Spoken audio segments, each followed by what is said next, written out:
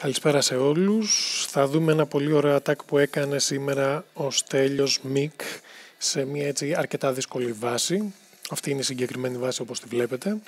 Κάνει deploy πρώτα 4 hogs για να μπορέσει να βγάλει το Clan Castle.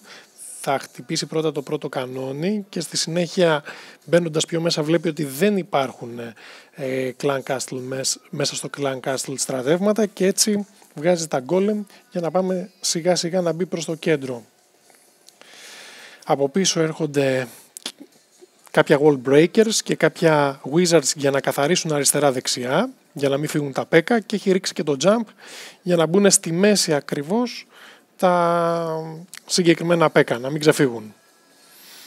Εδώ λοιπόν σε αυτή τη βάση είναι λίγο περίεργο γιατί μπορεί κάποιο από τα πέκα να φύγει όπως έφυγε το συγκεκριμένο αριστερά και ένα δεξιά και δύο δεξιά, αλλά τελικά μπήκε στη μέση ο βασιλιάς και ένα πέκα και έρχονται και στο πίσω μέρος αφήνει από πίσω τις μάγισσες. Εδώ λοιπόν έχουμε δύο single infernos τα είναι για τα heroes ό,τι χειρότερο.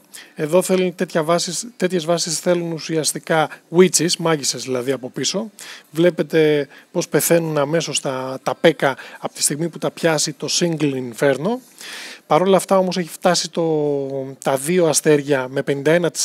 Η βασίλισσα προσπαθεί, τώρα πατάει το ability και καταφέρνει σιγά σιγά να σπάσει ή όχι, για να δούμε. Όχι, δεν κατάφερε να σπάσει, αλλά όμως τι έχει κάνει αυτή τη στιγμή?